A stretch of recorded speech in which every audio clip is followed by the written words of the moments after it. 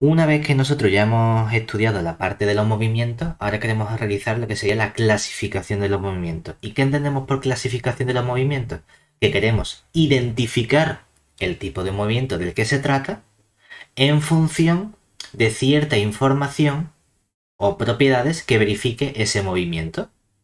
Claro, cuando yo trabajaba con aplicaciones lineales, yo podía clasificar esas aplicaciones lineales, esos homomorfismos, únicamente a través de una herramienta, que era su polinomio característico. A través del polinomio característico podía decir exactamente cuál era el aspecto que tenía su matriz de Jordan.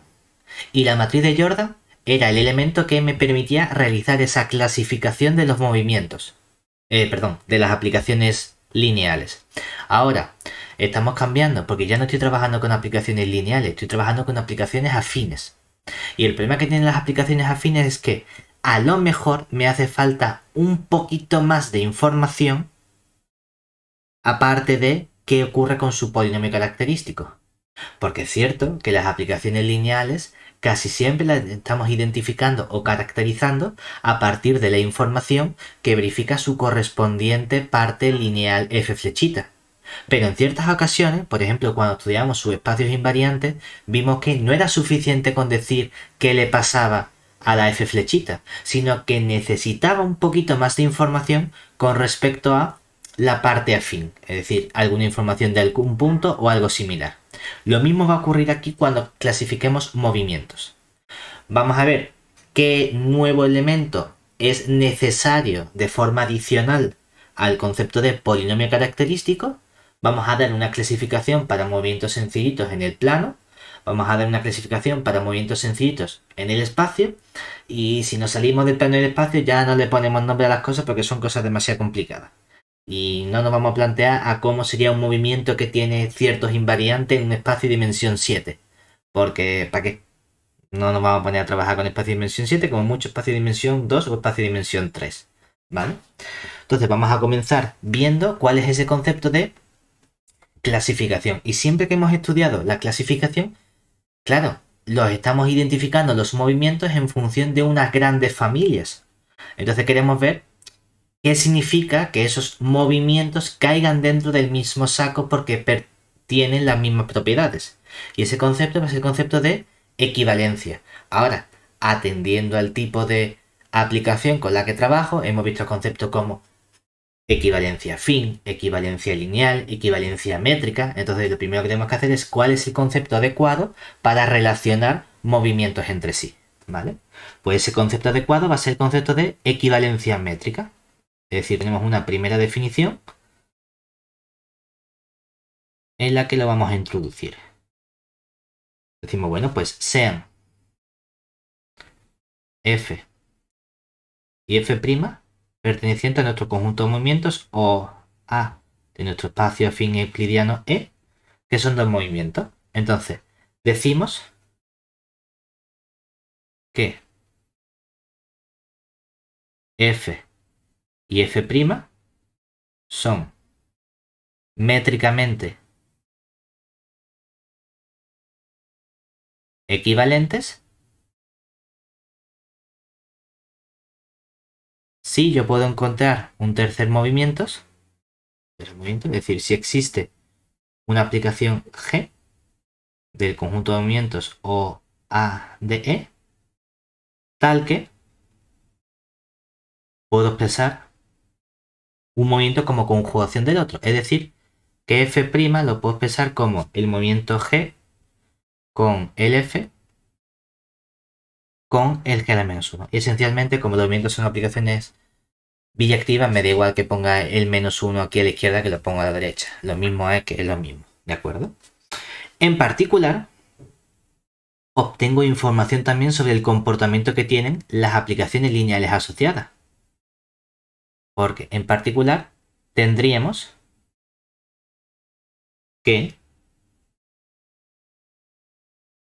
si las aplicaciones f y f' son métricamente equivalentes, sus partes lineales asociadas, es decir, su aplicación f' flechita, también es equivalente con la f, es decir, existe esa aplicación lineal biyectiva De modo que se tiene esta equivalencia pero con las partes lineales. Ahora bien, el problema que tenemos es que voy en un sentido.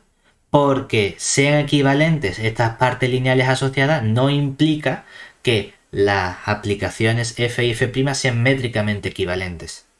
Voy a necesitar un nuevo concepto. De hecho, aquí vemos que para garantizar esta equivalencia entre las partes lineales, lo único que necesito es la equivalencia de el polinomio característico, que ambas aplicaciones f flechita y f' flechita tengan el mismo polinomio característico. Eso ya lo habíamos estudiado y era la clasificación que me permitía estudiar o trabajar con las aplicaciones lineales. Vamos a ver entonces qué podemos hacer nosotros con nuestros movimientos. Lo primero que vamos a hacer es, centrarnos en una cierta caracterización de esta equivalencia métrica, que tiene que ver con el sistema de referencia con el que estamos trabajando. Misma idea de buscar esa base respecto de la cual las dos aplicaciones tienen la misma matriz. Pues vamos a hacer esto mismo, pero con los movimientos, que no dejan de ser un tipo de aplicación afín. Entonces, preposición. Decimos, pues sea mi R, que va a estar formado por un punto E sub 0 y una cierta base B caligráfica de vectores, un sistema de referencia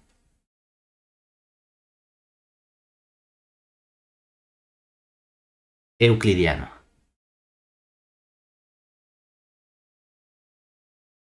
En nuestro espacio afín euclídeo E, ¿de acuerdo? Y vamos a coger F y F', dos movimientos sobre nuestro espacio afín euclídeo. Entonces, tenemos seguro que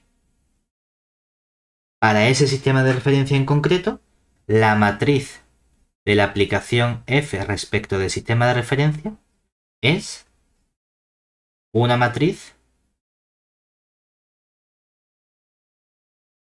afín euclidiana.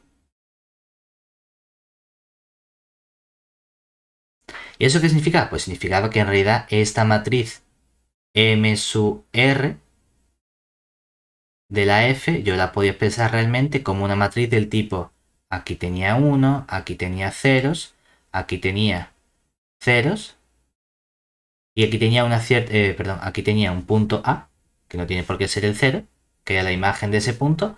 A mí me gustaba ponerle un punto P, pero bueno, el libro pone un punto A minúscula. Y aquí tenías una cierta matriz A flechita, que esto sí era la matriz asociada a la aplicación lineal F flechita. ¿De acuerdo? Esto significa que es una matriz afín euclidiana. Quien dice para la F, dice para la F'. Lo que pasa es que lo ponemos para una de las dos porque para las dos es cierto. Y además podemos caracterizar el que las aplicaciones F y F' sean métricamente equivalentes. Es decir, F y F' son métricamente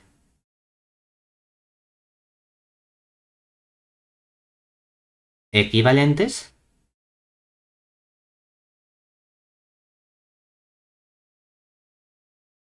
si y solo si yo ya tengo un sistema de referencia R, sobre el cual puedo estudiar tanto la matriz de la F como también la matriz de la aplicación F', que a lo mejor me salen matrices distintas.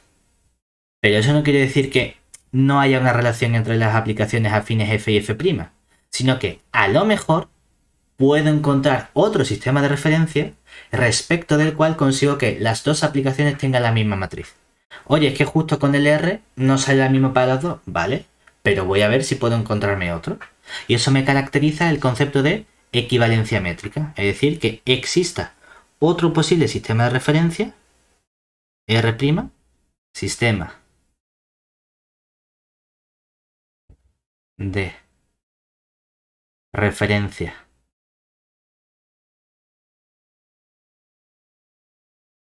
euclidiano en E tal que se tiene que la matriz que tenga F respecto del sistema de referencia R coincida con la matriz que tiene la f' respecto de ese nuevo sistema de referencia R' que me he encontrado. Si en algún momento soy capaz de encontrar dos sistemas de referencia respecto de los cuales las matrices coinciden, entonces esas dos aplicaciones son métricamente equivalentes. ¿Vale? Una pregunta. ¿Y ahí la primera es R y el segundo es R'? Prima.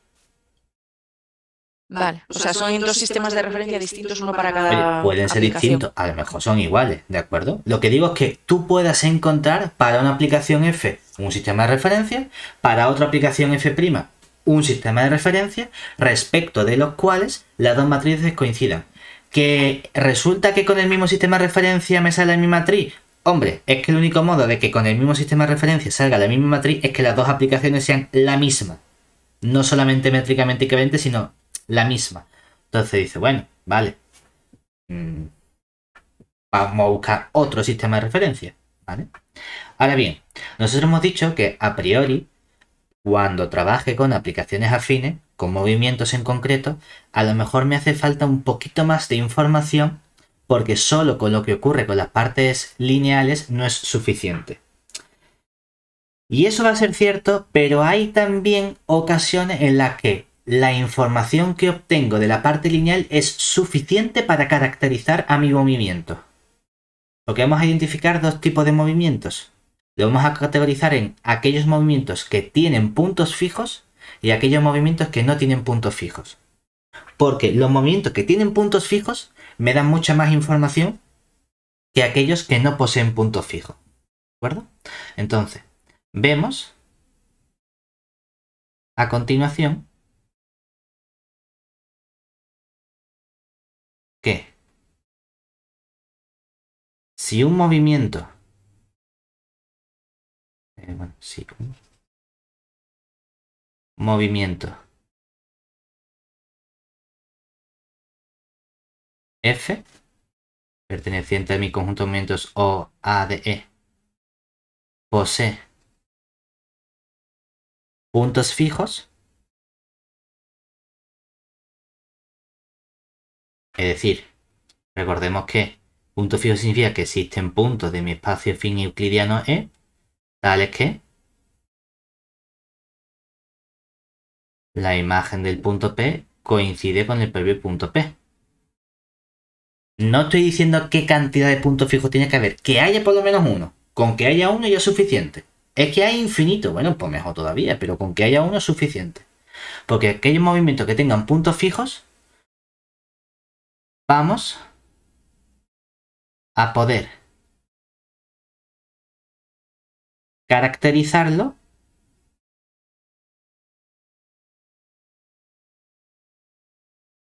a partir de la información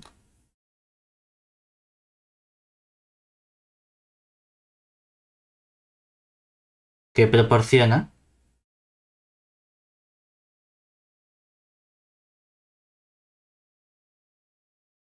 su parte lineal, proporciona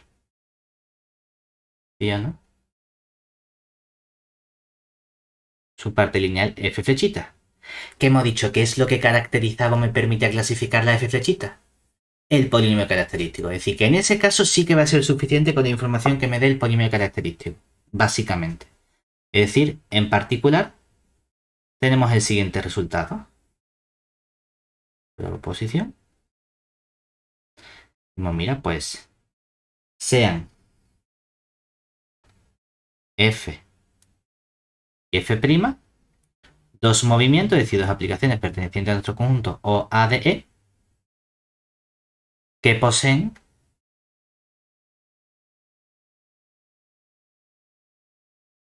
puntos fijos.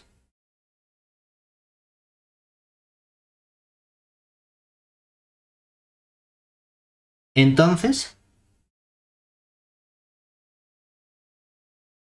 resulta que puedo caracterizar la equivalencia métrica, es decir, f y f' son métricamente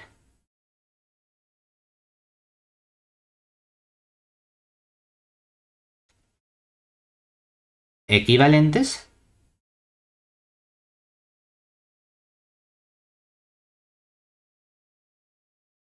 si y solo si mis aplicaciones lineales f y f' flechita son métricamente equivalentes. O sea que en este caso es suficiente el comportamiento de la parte lineal para caracterizar el comportamiento de la parte afín. Ahora, el problema es que en general esto no va a ser suficiente. Entonces vamos a ver precisamente qué está ocurriendo con aquellas aplicaciones que no tienen punto fijo. A ver cuál es el problema que hay detrás o qué es lo que lo hace tan especiales esos movimientos para que tengan que estudiarlo de un modo distinto. Entonces, tenemos un primer resultado, un lema. Los lemas en matemática normalmente, por categorizar, teorema tiene la mayor estructura, proposición tiene una estructura intermedia, corolario es una simple consecuencia, y los lemas suelen ser también resultados importantes, pero que nos suelen servir para probar ciertos teoremas o proposiciones. Están ahí pululando entre medias. Entonces tenemos un resultado que nos dice precisamente, nos da información sobre aquellas aplicaciones que no tienen punto fijo. Es decir, sea f un movimiento de nuestro espacio afín euclidiano E, que no tenga puntos fijos. Es decir, vamos a empezar con las cosas que tienen problemas. Y vamos a considerar un vector v flechita perteneciente a nuestro espacio de direcciones del espacio afín euclidiano E. Entonces, dentro de distintos movimientos nosotros hemos visto las traslaciones de un cierto vector v, que lo único que hacen es a cada punto le sumamos ese vector v correspondiente. Pues yo puedo estudiar también composiciones con aplicaciones afines y el resultado vuelve a ser una aplicación afín. Pues en particular podría plantearme qué ocurre cuando este movimiento lo compongo con la traslación del vector v que me han dado. Y puedo considerar tanto la traslación v con la aplicación f como podría componer del modo contrario. Ahora, en general la composición de aplicaciones no es conmutativa.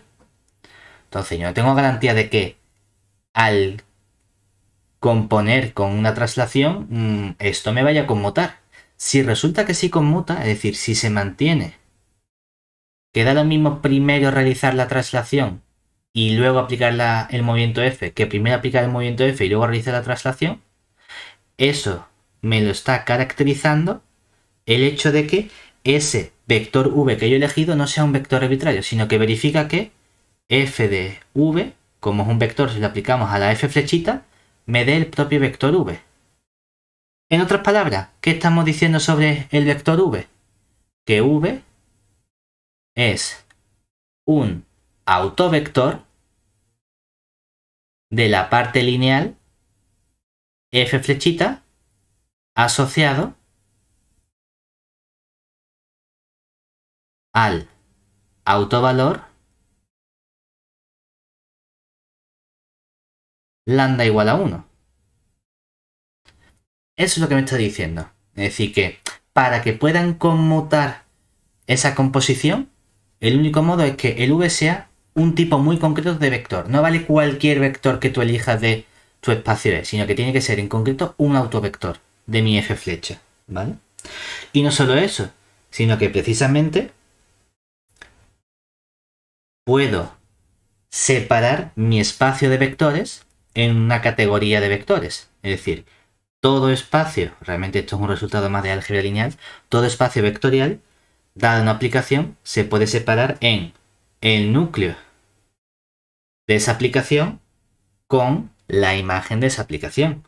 Es decir, núcleo de f flecha menos la identidad flecha, suma directa con el conjunto imagen de f flecha menos la identidad. Pero es que en este caso concreto vamos a tener mucha más información, porque como f no es una aplicación lineal cualquiera, sino que es un movimiento, puedo garantizar que hay una relación adicional entre estos elementos, y es que esta suma es una suma directa ortogonal. ¿Y qué significa esta parte aquí de ortogonal? Esta parte ortogonal lo que me está diciendo además es que Cuando yo coja y realice el producto escalar de cualquier vector, vamos a ponerle v flechita, con cualquier vector w flechita, donde yo voy a coger un vector v flechita del núcleo de la imagen, o sea, del núcleo de la f flechita menos la identidad, y coja cualquier vector w flechita de la imagen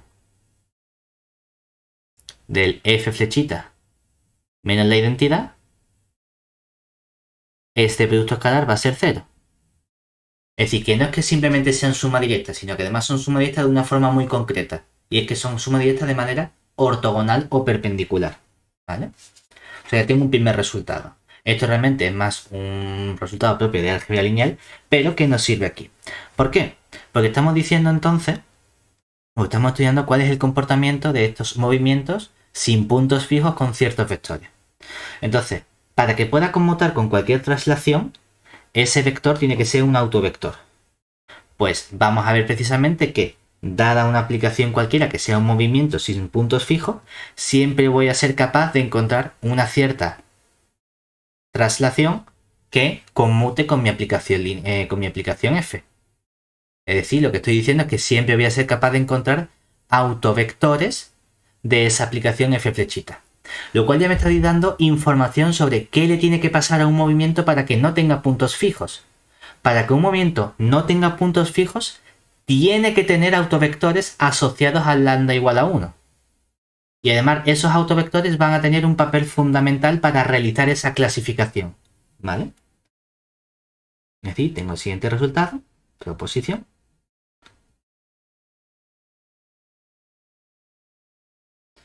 Sea f perteneciente al conjunto de movimientos de mi espacio espín euclidiano E sin puntos fijos.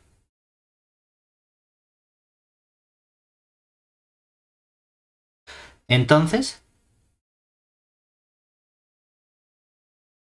existe, además no es que existan muchísimas, es que existe una única aplicación, traslación tau de v, que va de mi espacio E en el espacio E, tal que esa aplicación, traslación, conmuta con la f. Es decir, cuando yo componga la tau de v con la f, es lo mismo que hacer la f con la tau sub v. Y además, se tiene que, esa composición, me da igual cuál de las dos porque son conmutativas, la aplicación tau de v compuesta con la f o la otra, son las mismas, es un movimiento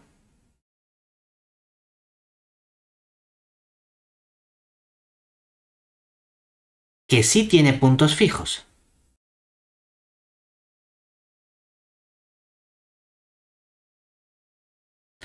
Realmente lo que quiero que veamos es que el existe me lo da el lema anterior. Porque el existe me dice, mira, para que conmuten estas dos aplicaciones, lo único que necesito es que v sea un autovector. Ahora, autovectores asociados a un espacio invariante hay infinito. Cualquier múltiplo de un autovector vuelve a ser un autovector. Lo importante es que para poder garantizar que haya un único, estoy imponiendo esta segunda condición. Que sea precisamente aquel autovector que me consigue construir mi composición y generarme puntos fijos. Aquello que me arregla justamente el problemita que yo tenía con esa existencia de no puntos fijos. ¿De acuerdo? Realmente, quien dice que hay una única aplicación, esta aplicación traslación, ¿por quién viene definida? Viene definida por el vector de traslación que tú estás eligiendo. Eso es lo importante. Es decir, es lo mismo decir que hay una única aplicación traslación tau de v o que hay un único vector v perteneciente a las direcciones de E.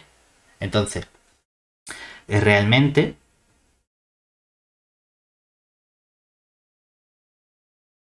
existe un único vector v flechita perteneciente a E flechita que verifica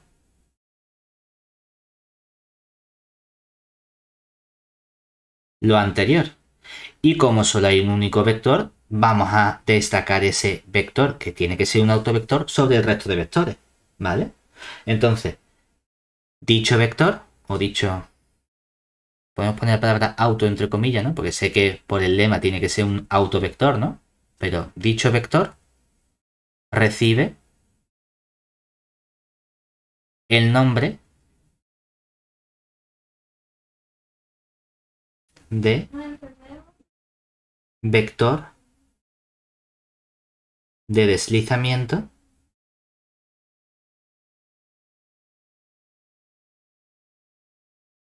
de F.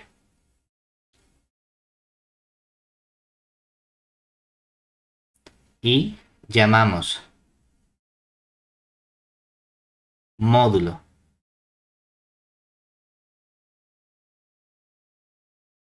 de deslizamiento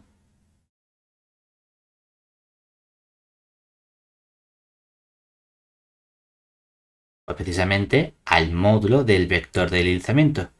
Lo que pasa es que lo vamos a denotar mediante una mu de F al módulo de ese vector, que sería la norma del vector v flechita que hemos encontrado, ¿de acuerdo? Hay un cierto caso que nos va a interesar, o bueno, un cierto caso especial, que es precisamente cuando f directamente tenga puntos fijos. Porque si f posee,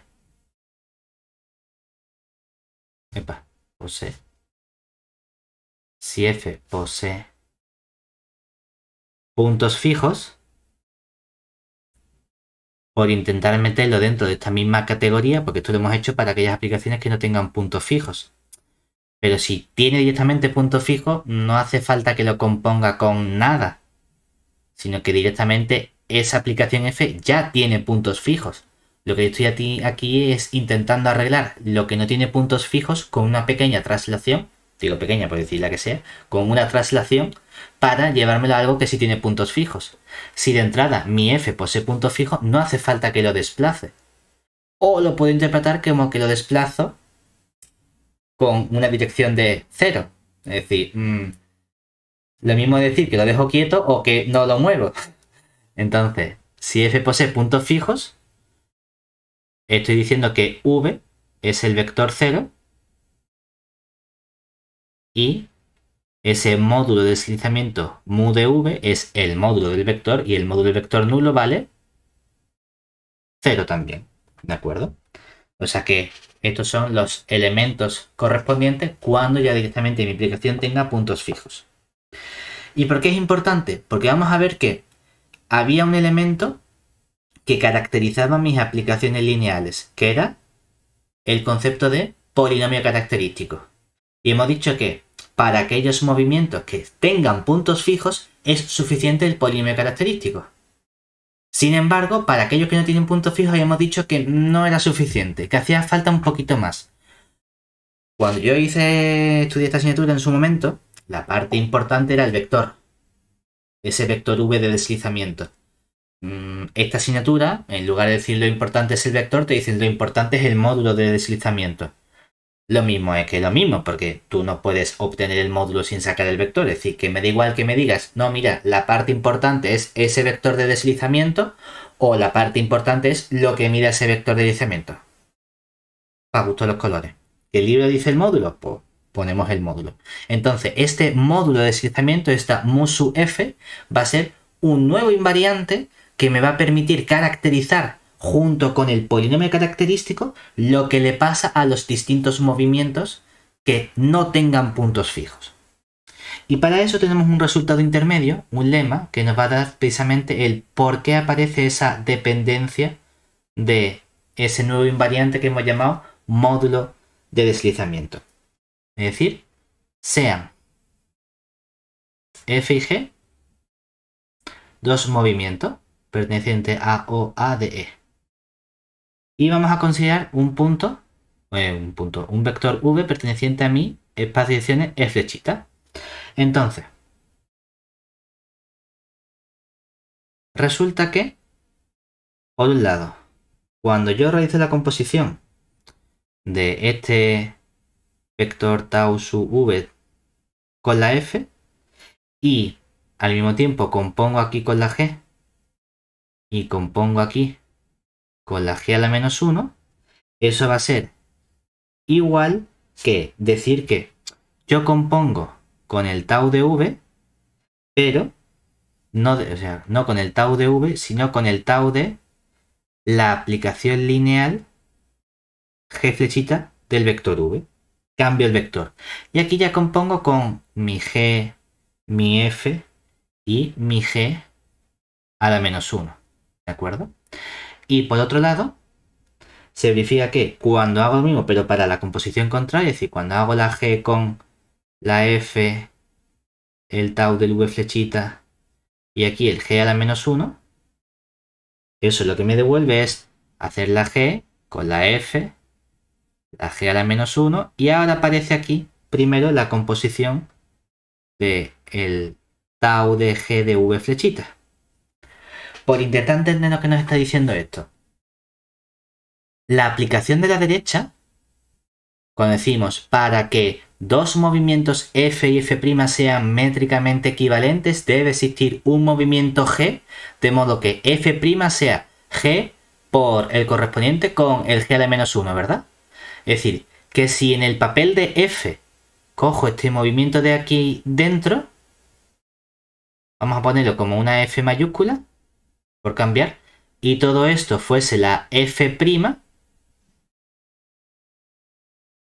¿qué estoy diciendo? Que para que F y F' sean métricamente equivalentes, tiene que existir una aplicación G movimiento, de modo que la F' sea la G con la F con la G a la menos 1.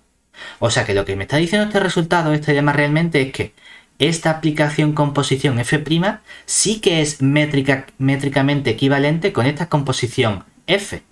¿De acuerdo? ¿Cuál es la diferencia entre esta F' y esta F?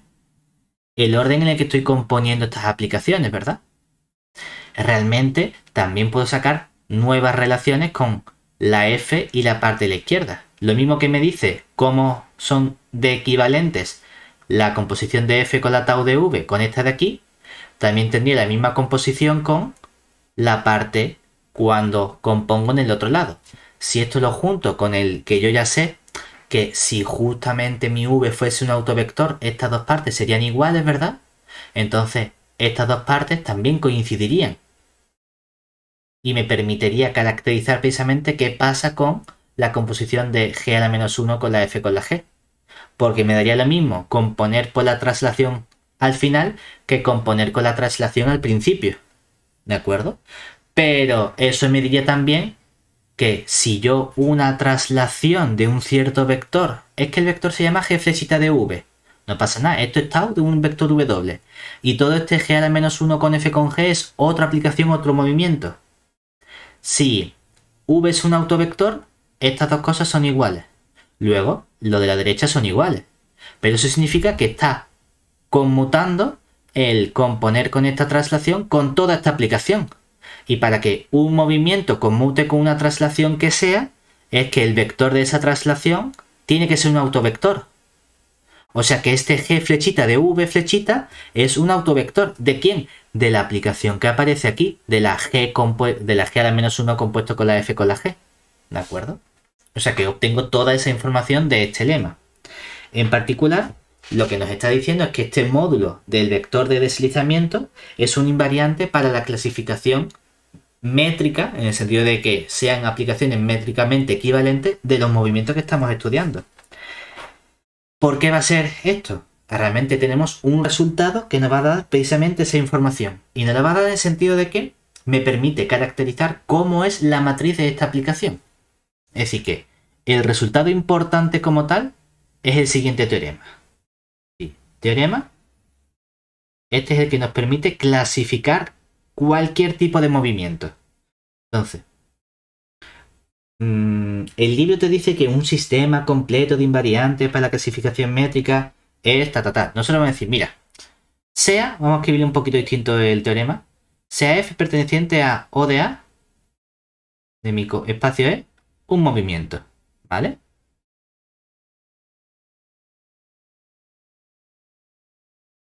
Y consideremos precisamente dos cosas, el polinomio característico y ese módulo del deslizamiento, es decir, dos aplicaciones que puedo decir, mira, en lugar de coger mu de f, yo puedo considerar de forma general quién sería, bueno, realmente podría haber dicho mu, que va de un conjunto O A de E, en, ojo, el libro pone aquí R más y te dice R más el conjunto de los R mayores o iguales que 0. No, eso no es R más. R más unión el 0 si es el R mayor o igual que 0.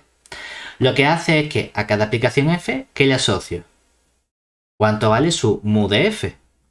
Que esto está perfectamente definido porque si f tiene puntos fijos, lo hemos definido como 0. De aquí que le añada hasta 0. Y si f no tiene puntos fijos, habrá un cierto vector que me lo lleva a una cosa de puntos fijos y a ese cierto vector le calculo el módulo. Vale. Pero también puedo construir una aplicación que aquí le llaman chi, que va también de los movimientos O, A, de E, en este caso en R corchete t, que estos son los polinomios en la variable t que tienen coeficientes reales. ¿Y qué hace? A cada f le hago corresponder lo que sería, aquí el libro lo llama x de f, pero nosotros ¿cómo hemos aplicado esto? Esto por definición sería hacer chi de f y que nos devuelve el polinomio característico de la f, pero en la variable t, que yo estoy acostumbrado a poner en lambda. Bueno, aquí lo ponen en t, ¿vale? Es decir, que tengo dos elementos. Un elemento que sería este de aquí, que es el módulo de deslizamiento.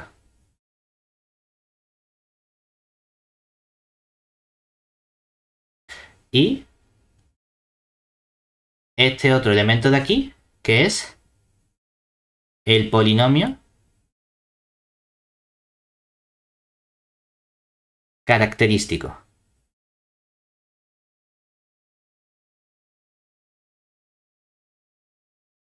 Y lo que nos dice el libro es que el módulo de deslizamiento y el polinomio característico es un sistema completo de invariantes para la clasificación métrica de movimiento de un espacio afín euclidiano E.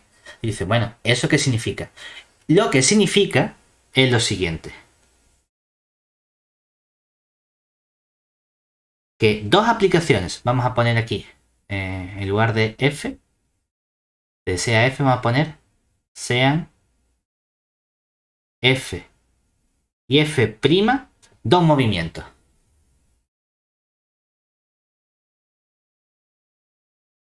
¿Vale? Dos movimientos y consideramos el módulo de deslizamiento y el polinomio característico. Pues entonces, f y f' son métricamente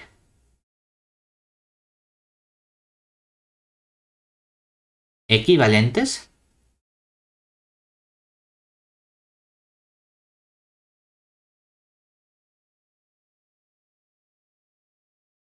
si y solo si pasan dos cosas, que tienen el mismo polinomio característico, que el polinomio característico de la f coincide con el polinomio característico de la f'.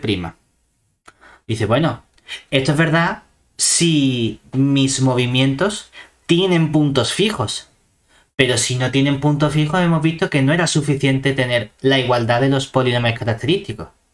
Vale, porque cuando no tienen puntos fijos surge un nuevo concepto que es el de ese vector de deslizamiento.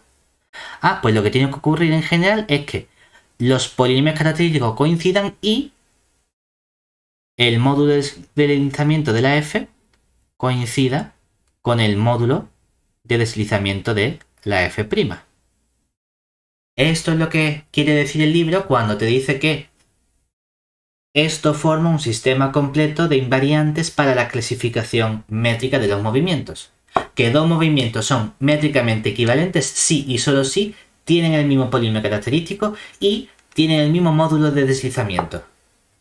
Precisamente cuando los movimientos tienen puntos fijos, ¿cómo o cuánto vale su módulo de deslizamiento? Vale 0, obviamente 0 es igual a 0 y lo único que me falta comprobar es que sus polinomios característicos coincidan. Por eso tengo este resultado mucho más general que me vale también para el caso en el que mis movimientos no tienen punto fijo. Ahora, lo importante es saber, bueno, como yo todo esto lo estoy identificando a través o a partir de matrices, me gustaría saber qué tipo de matrices van a tener asociadas estos movimientos. Es decir, dentro de movimientos métricamente equivalentes, ¿cuál es el elemento canónico de decir, mira, a todos los movimientos que tengan este tipo de matriz concreta lo voy a llamar de este estilo? Y todos esos van a ser métricamente equivalentes entre sí. Vamos a identificar cuál es la forma adecuada de matriz que me interesa para expresar todos esos movimientos. Que todo eso lo estoy haciendo en función de cómo es esa matriz de Jordan de la aplicación. Que nosotros ya lo conocíamos realmente, porque las hemos visto a la hora de clasificar aplicaciones afines métricamente equivalentes. O afinmente equivalentes más bien. Vamos a seguir la misma idea que había detrás, pero vamos a añadir un poco de información de esta constante mu sub f, que es la constante del módulo de deslizamiento, que es nuestro nuevo invariante. Es decir, como consecuencia, vamos a ver cuál es el aspecto que tienen estas matrices. Es decir, dado un movimiento f de mi O a de E, tenemos que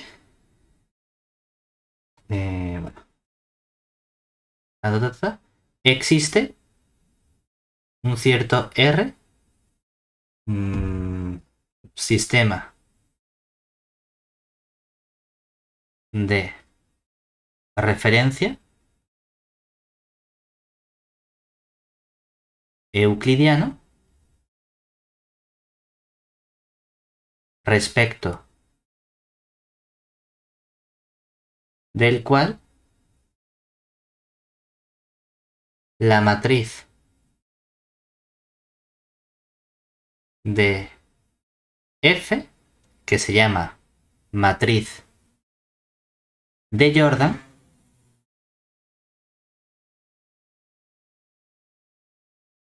es de la forma,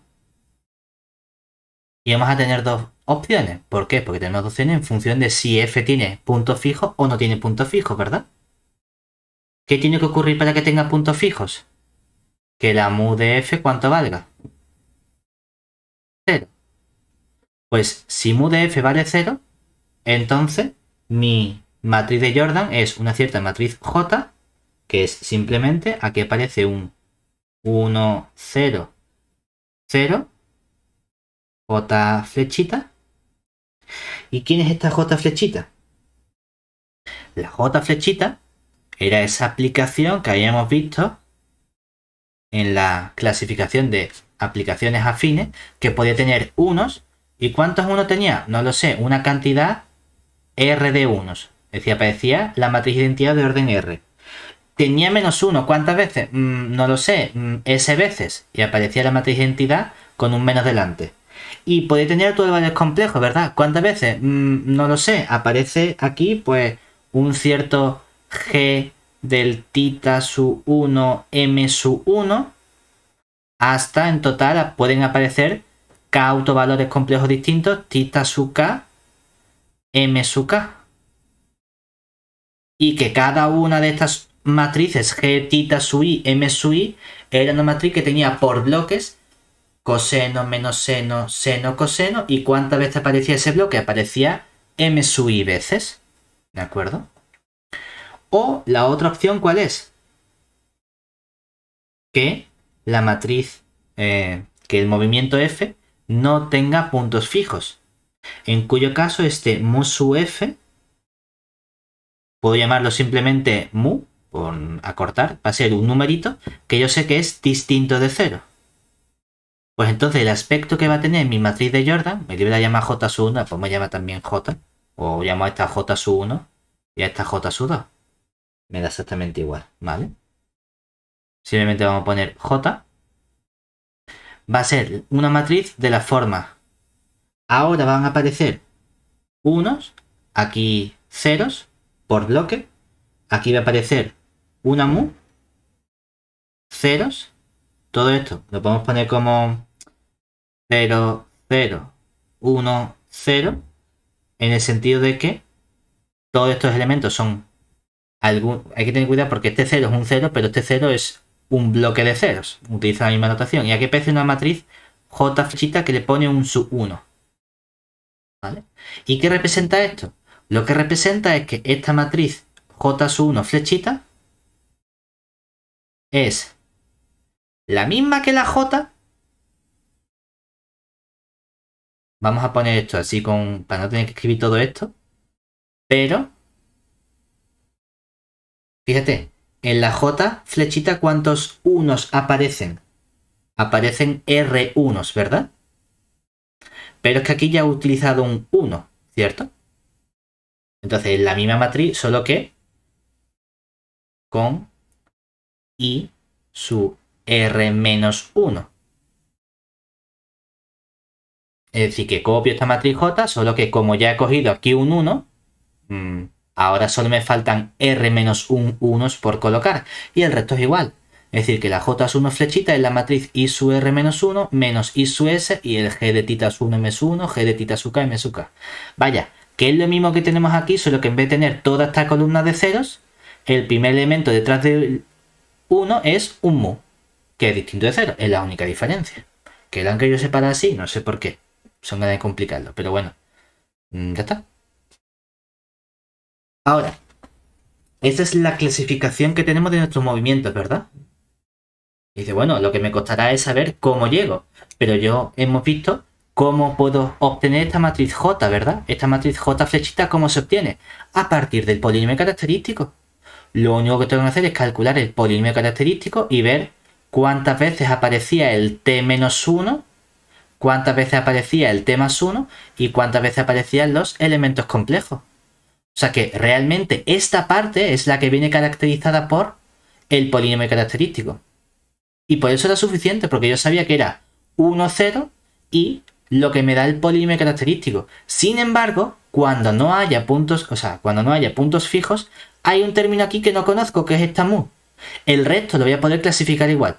Toda esta submatriz 1, 0, 0, J sub 1 flechita está dada únicamente por el polinomio característico. Pero aquí hay una posición mu que viene dada por ese autovector asociado al autovalor 1. Y tengo que sacar el autovector que me hace justamente que la traslación compuesta con mi f sí que tenga ahora puntos fijos. ¿De acuerdo? Bueno, pues veamos qué aspecto tiene la clasificación cuando trabajamos en el plano euclidio o en el espacio euclidio. Es decir, veamos a continuación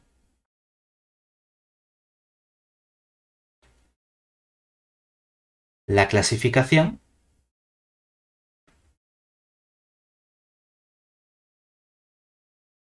de movimientos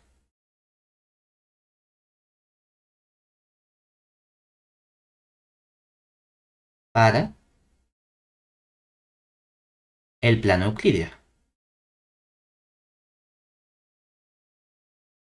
Aunque estamos en un espacio euclidio de dimensión 2, porque estamos en el plano, eso significa que las matrices son de tamaño 1 más, es decir, de tamaño 3.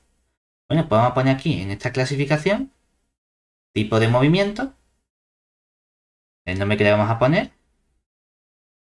Vamos a poner tengo que poner un poquito más grande. Tenemos en total 1, 2, 3, 4, 5. Vale, ya tenemos. Bueno, mejor no me va a caber. 1, 2, 3, 4 y 5. Bueno, creo que sí cabe. Entonces vamos a poner aquí el nombre. Uno de los elementos característicos que va a ser su polinomio característico. Otro elemento que, ya que lo calculamos, podemos sacar los autovalores. Podemos sacar ese invariante de deslizamiento y por último, cómo sería la matriz. Es decir, vamos a trabajar con el tipo de movimiento. ¿Con quién sería el polinomio característico que tiene asociado ese movimiento? ¿Cuáles son los autovalores? ¿Cuánto vale la mu de f de nuestro movimiento? Y cómo es la matriz de Jordan J. Epa, Jordan.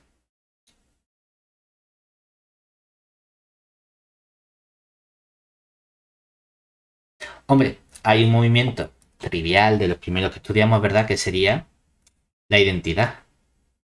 La identidad es un movimiento que todo me lo deja igual. ¿Cómo solemos denotar a la identidad? Pues simplemente con identidad. ¿Que queremos especificar el conjunto y poner aquí el plano euclidio E, lo que sea? Lo podemos poner. ¿Polinomio característico que tiene la identidad? Sencillo, simplemente t-1 al cuadrado. Ahora bien, este es el polinomio característico no de la f, sino de la parte que me interesa para caracterizar lo que es la f flecha, ¿cierto? Los autovalores que tiene la f flecha, ¿quiénes son? Pues el 1 y el 1, que aparecen dos veces. ¿La identidad tiene puntos fijos? La identidad tiene puntos fijos, que todos los puntos son puntos fijos, ¿vale? Pues entonces, ¿cuánto vale el módulo de deslizamiento cuando mi aplicación f tiene puntos fijos? 0. Y entonces puedo construir fácilmente la matriz de Jordan, ¿verdad? Sé que va a tener un 1 aquí arriba, todo esto son ceros. Y aquí aparece 0 por la mu y el resto son ceros, ¿verdad? Y el resto de elementos, vamos a ponerlo un poquito distinto. Voy a poner aquí colorines para que se vea. Es decir, mira, aquí lo que estamos indicando es que este mu moradito corresponde a este 0, ¿de acuerdo? Y luego tengo la parte de los autovalores, que va a ser la parte azul, que es la que hace que aquí aparezcan un 1 y un 1 y el resto todos ceros, por distinguir los elementos importantes de nuestra matriz. Siguiente tipo de movimiento que tengo. Me puedo tener lo más sencillo, que si estoy trabajando con traslaciones, en particular que la traslación ella misma es un tipo de movimiento. O sea que puedo hablar de la traslación, que la denoto por tau de v. Significa que la traslación con respecto a ese vector v. Decía, bueno, pues la f flecha, el polinomio que tiene, es que resulta que también tiene polinomio t-1. Por tanto, los autovalores vuelven a ser unos y unos. La única diferencia ahora es que el mu de f es un cierto mu distinto de 0, ¿verdad? Que es el módulo de ese vector v flechita. Y ahora sabemos que esto es distinto de 0. ¿Cómo queda entonces la matriz de Jordan? Pues mira, yo sé que la matriz de Jordan va a tener aquí 1, 0, 0. Y aquí abajo va a tener un cerito. Me falta por colocar el resto de elementos. Por un lado, como tiene autovalores 1 y 1 la f flecha, aquí aparecen un 1 y un 1. Se parece casi a la matriz identidad, pero cambia en que ahora aquí aparece un elemento no nulo, que es esta mu, que es lo que la distingue de la matriz identidad. Otro tipo de aplicación que puedo tener sería la reflexión.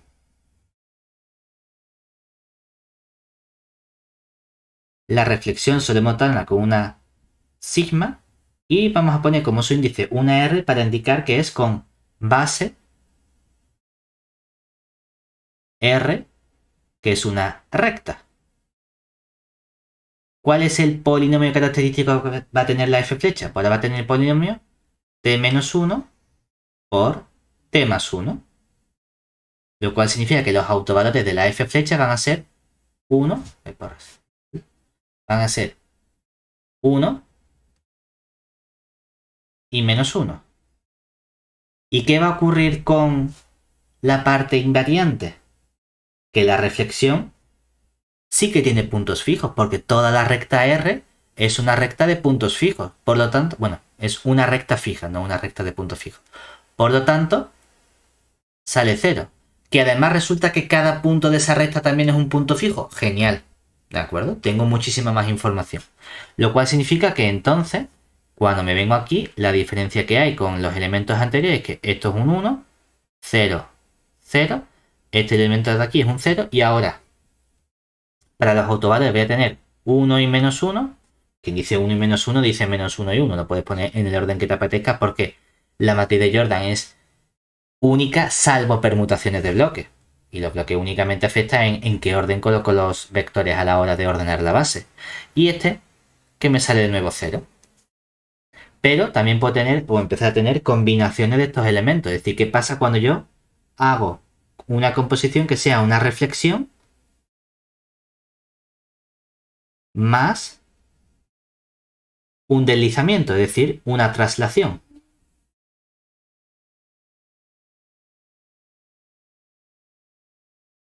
Cuando compongo la traslación tau de v flechita con la reflexión sigma de r. Pues mira, resulta que voy a tener los mismos autovalores de la f flecha. Voy a tener también t a la menos 1, o sea, t menos 1 con t más 1, y me va a salir como autovalores el 1 y el menos 1. La única diferencia es que el hecho de que haya una traslación me implica que ahora va a haber un mu distinto de 0 como módulo de deslizamiento. Por lo tanto, esta matriz se va a ver afectada en que ahora vamos a tener aquí el 1, 0, 0, aquí un cerito. Para la parte de los autovalores vamos a tener también el 1 y el menos 1 como autovalores, solo que ahora sí que va a aparecer un mu distinto de 0 en la posición 2, 1. Esa es la diferencia. Y el último tipo de movimiento distinto que vamos a tener del resto va a ser lo que vamos a llamar una rotación.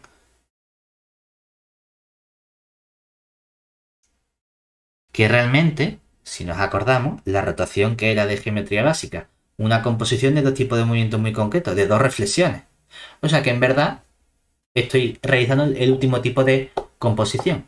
¿Por qué no estudio la composición de una traslación con una traslación? Porque sumar vector y sumar vector, el resultado es un nuevo vector. O sea que no me da un nuevo tipo de movimiento que no fuese alguno de los anteriores. Es decir, yo tengo una identidad y tengo una traslación y tengo mi reflexión. Si compongo traslación con traslación, el resultado es una traslación. Si compongo reflexión con reflexión, depende. No siempre, depende si es la misma. Un tipo de si no son reflexiones paralelas, entonces no me sale una reflexión, sino que me sale algo que llamamos rotación. Y cuando componga reflexión con traslación, me sale un nuevo elemento que llamo o reflexión más traslación, o el nombre que le solemos poner es una reflexión con deslizamiento. Y ese con deslizamiento significa y la has compuesto con una traslación. ¿Vale? Y entonces la rotación va a ser una ρ que va a tener dos elementos importantes. El centro de rotación O y el ángulo de rotación θ. Que no es otra cosa que componer dos reflexiones. El polinomio ahora cambia porque la rotación es la que tiene autovalores complejos. Es decir, como polinomio característico va a tener a un t menos coseno de θ al cuadrado más seno al cuadrado de θ. Vamos, básicamente simplemente que tienes t menos algo al cuadrado más algo al cuadrado. Y este ángulo es un ángulo que es mayor o estricto que 0 y como mucho menor o igual que pi. En el sentido de que si gira más de 180 grados lo entiendo como que gira en el otro sentido, ¿de acuerdo? Los autovalores van a ser autovalores complejos. Que los autovalores complejos, ¿cuáles van a ser? Pues serían el lambda, el coseno de θ, más menos el i, perdón, en azul. Me he dicho que los ponemos en azul. Sería el coseno de θ más menos el i seno de θ. ¿Y cuánto va a valer el mu? Como no hay deslizamiento, 0. Por lo tanto, este es un ejemplo en el que de verdad en mi J aparece esa parte de autovalores complejos. Es decir, que tengo que ir un poquito más grande para que quepan estos cosenos. Tengo aquí el 1, 0, 0. Aquí aparece un 0. Y ahora de la parte de los autovalores hemos visto que es esa matriz G sub θ m. Lo que pasa que el único tamaño m que puedo tener en una matriz 3×3 es m igual a 1. Es decir, que aparezca una vez el bloque. Entonces vamos a tener una aplicación en una matriz en la que aquí va a aparecer el coseno de ese θ menos el seno del θ. Luego aquí aparece el seno del tita. Y por último, el coseno del tita. Que sí, que aunque en esa expresión aparecía toda esa matriz G tita 1 M1, G tita 2 M2 hasta G tita M, tita K MK, y cada nueva G tita 1 M1 es que aparezca el bloque coseno menos seno, seno, coseno M una vez, y en realidad como mucho aparece una vez, que tampoco es que se vaya a ser tan grave las matrices con las que vamos a estar trabajando en los movimientos, ¿vale? Y aquí aparece este cerito. O sea que esta sería la clasificación y el nombre que van a recibir los movimientos. ¿Eso qué significa? Que cualquier movimiento F que a mí me den, que yo diga, compruebo si tiene puntos fijos, tiene puntos fijos, automáticamente su mu de F vale 0. Calculo el polinomio característico de la F flecha. Me sale que tiene autovalores 1 y 1. Pues digo, ese movimiento se llama identidad. Y la matriz que tiene es esta. ¿Para qué base? Bueno, eso ya es otro tipo de pregunta. En esta lección lo que me interesa es decir en qué categoría meto a esa aplicación, a ese movimiento. No, mira, es que he encontrado un movimiento que tiene puntos fijos, pero me salen dos autovalores, el 1 y el menos 1. Ah, pues eso va a ser una reflexión que tiene por base a una recta. Y su matriz es esta matriz de aquí, la 1, 0, 0, 0, 1, 0, 0, 0, menos 1. ¿Y cuál es la recta? Bueno, eso ya veremos cómo obtenerlo más adelante, pero sé decirte cuál va a ser su matriz del tirón. Y sé decirte cómo se llama ese movimiento. Entonces, lo único que tengo que hacer es estudiar dos cosas de ese movimiento. Si tiene puntos fijos y cuáles son los autovalores de su parte lineal. Y todo eso lo sabemos hacer de forma sencilla. Tenemos que hacer algunas cuentas, pero son operaciones que podemos hacer ya con suma recta de matrices. Esta misma clasificación que hemos hecho nosotros para para el plano, la puedo hacer también para el espacio.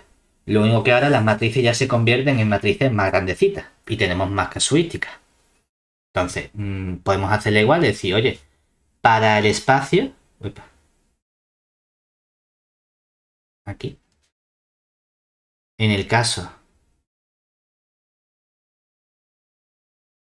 tridimensional, también puedo dar una clasificación de los movimientos importantes del espacio. Vamos a tener que separar, como son 6, las matrices son grandes tela. Aquí. Vamos a hacer igual, aquí el nombre del movimiento, aquí su polinomio. Bueno, esto no me hace falta que sea tan grande. Aquí el polinomio característico, los autovalores y luego la matriz. Es decir, aquí, tipo de movimiento.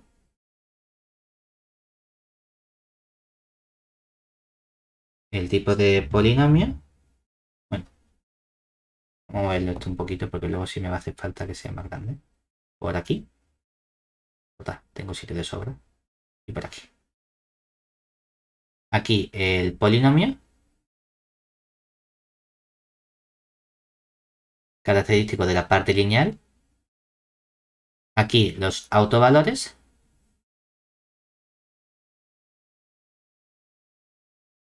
Vamos a poner quién sería también la F flecha. Perdón, la mu correspondiente. Yo la voy a copiar. Aquí. Esta. Bueno. Y entonces vamos a poner aquí quién sería la mu sub F o mu de F. Y aquí la matriz de Jordan.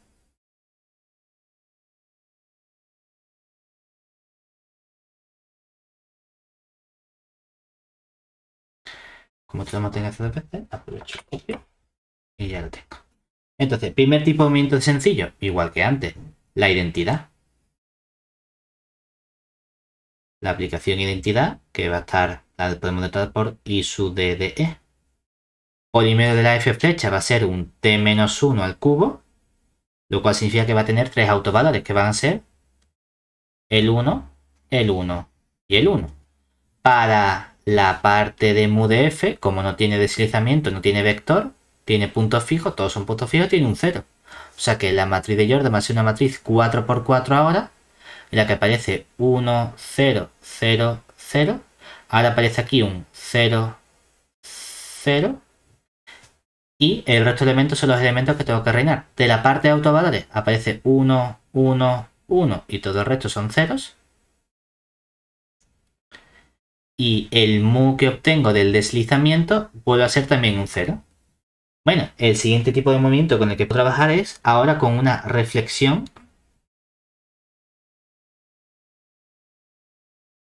sigma sub pi con base, o bueno, por seguir la misma idea que antes hemos pasado antes por las traslaciones, vamos a trabajar primero con una traslación de un cierto vector que sea la traslación tau de v. La traslación que va a tener tiene el mismo polinomio característico, el t-1 al cubo, la parte lineal. Los autovalores van a ser lo mismo, van a ser también el 1, 1, 1. Es decir, vamos a tener también aquí el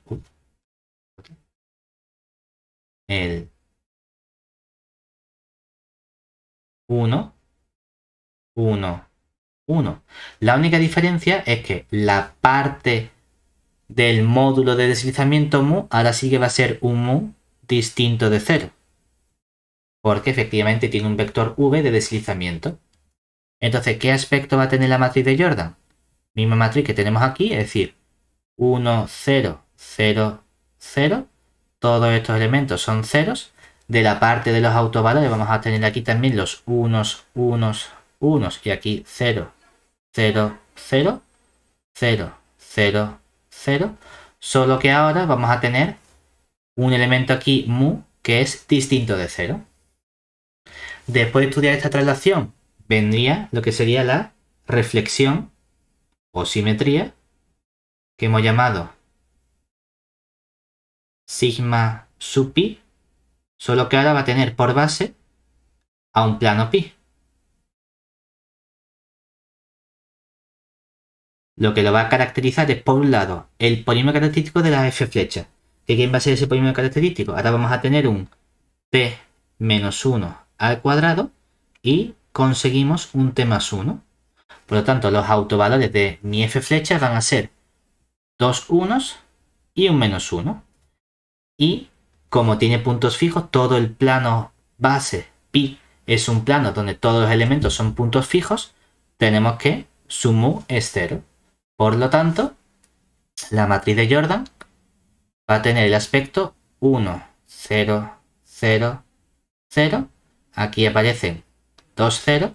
Y luego vamos a tener de la parte de los autovalores, va a aparecer aquí el 1, 1, menos 1, salvo permutaciones de bloque. Y por último, de la parte del módulo de deslizamiento, va a aparecer aquí un cerito también.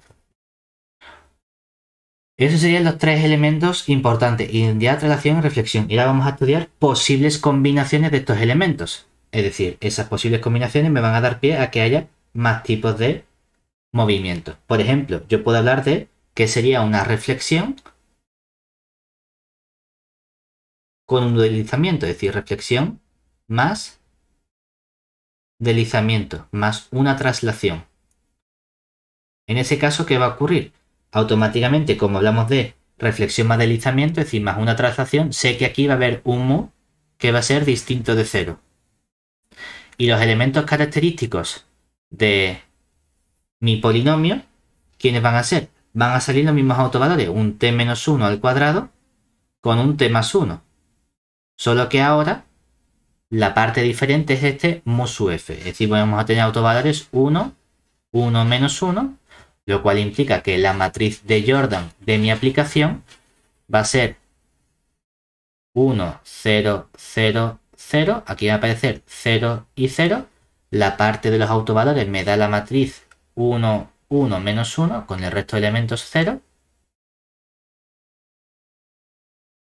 Y la parte del deslizamiento me proporciona este nuevo elemento mu aquí distinto de 0. Que nos vamos a nuevas combinaciones, porque yo puedo tener aquí rotaciones también, que es realizar composición de dos simetrías o de dos reflexiones. Es decir, puedo tener rotación que sea ρ con respecto a, no ahora un punto, sino con respecto a una recta con un cierto ángulo de giro r. ¿Qué ocurre? Que con las rotaciones empiezan a aparecer números complejos como autovalores. Es decir, el polinomio va a seguir teniendo un t-1. De que este t-1, este t-1 me lo proporciona esta recta fija. Mientras que voy a tener una parte de autovalores complejos que me la va a dar el giro. El t menos coseno de θ al cuadrado más el seno al cuadrado de θ. Entonces vamos a tener autovalores. Vamos a tener el 1 y vamos a tener también el coseno de θ más menos el i seno de θ. Como tiene puntos fijos, obtenemos que el mu de f vuelve a valer 0. Y ahora la matriz empieza ya a ponerse un poquito más complicada. Vamos, tampoco tanto, ¿no? Pero que se aparecen aquí el 1, 0, 0. Aquí 0, 0, 0. Ahora de la parte de los autovalores, si tengo este 1 que me lo proporciona mi recta fija o mi recta fija con puntos fijos. Y luego voy a tener aquí la parte de esa matriz G sub θ, 1, pues solo aparece una vez, que sería el coseno de θ menos seno de θ, el seno de θ y el coseno de θ. Y como decimos, por tener puntos fijos, toda esa recta de giro, aquí aparece un 0. Casi estamos terminando. ¿Qué nos falta? Yo puedo componer rotaciones también con reflexiones. Por lo tanto, aquí lo que tendría lo que se llama un movimiento helicoidal. Helicoidal. Que el movimiento helicoidal es rotación más traslación. O rotación con deslizamiento. ¿De acuerdo? ¿Qué va a ser lo importante? Todo esto va a tener el mismo polinomio característico. Todo esto va a coincidir. Va a ser igual. Y los autovalores van a ser los mismos que aparecían antes. ¿Cuál va a ser la única diferencia? Que estoy combinando esta rotación con deslizamiento, ¿verdad? Y en el momento en el que añado un vector de traslación, significa que aquí aparece un elemento mu distinto de 0. Por lo tanto, la matriz que tengo aquí va a ser la misma matriz. Si esto funciona.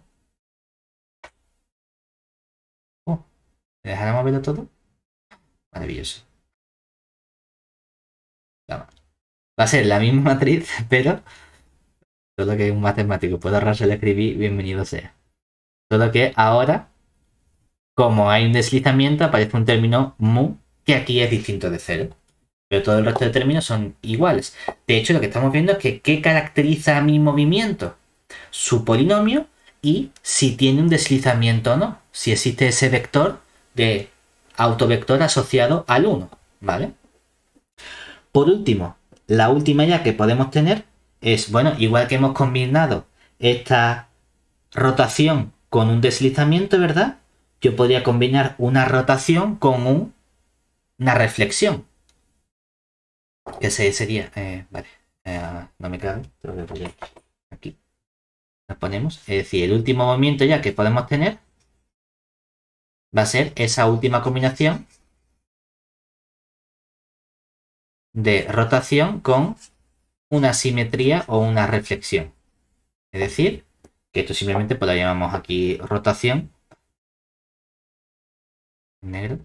Rotación compuesto, es decir, más una reflexión sin más su pi. Es decir, reflexión sobre un cierto plano pi, con base y un plano. ¿Qué va a ocurrir con el polinomio característico? Va a ser lo mismo, solo que ahora ya no tengo puntos fijos que estén asociados a una cosa de dimensión 1, ¿verdad? ¿Y eso qué significa? Que no me parece el 1 como autovalor, por lo tanto, por la rotación aparecen autovalores complejos, pero para que no aparezca el 1 es que tiene que ser un -1. Es decir, tiene que aparecerme aquí el t más 1 y todo eso que multiplica al t menos s coseno de tita, todo ello al cuadrado, más el seno al cuadrado de tita. Por lo tanto, sabemos que los autovalores ahora van a ser el -1 y van a aparecer el coseno de tita más menos i por el seno de tita. Como hay una rotación y hay una reflexión, voy a tener puntos fijos. Y como voy a tener puntos fijos, lo cual me está indicando que el mu de f va a ser 0. Solo que es cierto que de la parte de la rotación, pues sí que me salen cosas un poquito más feas en mi matriz. Pero voy a tener el 1, 0, 0, 0, 0, 0. De la parte de los autovalores aparece aquí ahora este -1. De la parte de la rotación aparece este coseno de tita menos seno del ángulo tita de rotación, seno de tita con el coseno de tita, y como hay puntos fijos, aquí aparece el mu igual a 0 en este caso. Y de este modo tenemos completamente clasificados todos los movimientos también en el caso tridimensional. Que dice, oye, es que a lo mejor es un poco coñazo. Sí, porque no pasa por otra cosa que tener que aprenderme los nombres de cada elemento. Pero estas son todas las matrices que yo me puedo encontrar. Realmente todas las matrices son a ver qué tipo de matriz tengo aquí, sabiendo que siempre tiene que haber un 1. ¿Qué más puede ocurrir? Sé que puedo tener ceros o no ceros. Y en función de eso pueden aparecerme más unos, no aparecerme menos unos o aparecerme autovalores complejos. Pues estas son todas las opciones que hemos tenido aquí realmente. Que todos sean unos con un 0, que todos sean unos con un mu. Que haya 3 unos con un -1, pero que este sea 0. O que haya 3 unos con un -1 y este sea distinto de 0. Y ya empezamos. Que haya 2 unos, ahora que haya uno complejo, con un 0. Que haya 2 unos y haya uno complejo, con un mu. Y vamos jugando con todo eso. Oye, es que no me ha salido 2 1 y 2 -1. Vale, porque no puedes tener esa situación como posibilidad para construirte un movimiento realmente. Eso es lo que estás viendo. Dice, oye, ¿por qué no aparece el 1, 1, -1, -1? Porque resulta que esa matriz no te define ningún movimiento. Ah, bueno, pues ya está. Pues hay ciertas matrices entre todas las posibles opciones. A lo mejor no todas las posibles matrices están asociadas a un movimiento. Pues las matrices que están asociadas a un movimiento son de estas clases. Y ya la última que nos queda es esta de aquí, que sería 1 y -1 con el complejo 1 de cada tipo. Yo sé que siempre va a tener que aparecer aquí un 1. ¿De acuerdo? Y la pregunta es, ¿qué más cosas pueden aparecer? Pues estas son todas las posibles opciones. ¿Vale? Y así tenemos completamente clasificado todos los movimientos, lo cual significa que como mucho me van a poner cosas de R2 o de R3, no me van a decir clasifica un movimiento en un espacio de dimensión 7. Que lo puedes hacer porque clasifica el movimiento significa dime su matriz de Jordan. Es decir, dime qué autovalores tiene, cuál es su polinomio característico y si tiene puntos fijos o no. Oye, ¿qué será más complicado o menos complicado? Pero sé calcular el polinomio característico y lo único que tengo que estudiar es si tiene puntos fijos o no tiene puntos fijos. ¿Y a eso no le ponemos nombres? No, porque a mí me han dicho los nombres que tienen los movimientos en el plano y los movimientos en el espacio tridimensional. Los movimientos en cosas de 4 dimensiones, de 5 dimensiones, de 7 dimensiones. Ahí ya no sé cómo se llaman. No me he puesto a decir esto es una rotación o esto es una... No, esto es un lo que sea, ni idea. Pero sí que podría darte su matriz si nos lo piden. Que eso es lo que significa clasificar el movimiento. Solo que cuando trabajemos en el espacio o en el plano, además de decirlo, cuando me digan clasifica el movimiento, significa le tengo que poner nombre, porque tiene un nombre propio en estos casos concretos. ¿De acuerdo? Y eso es todo.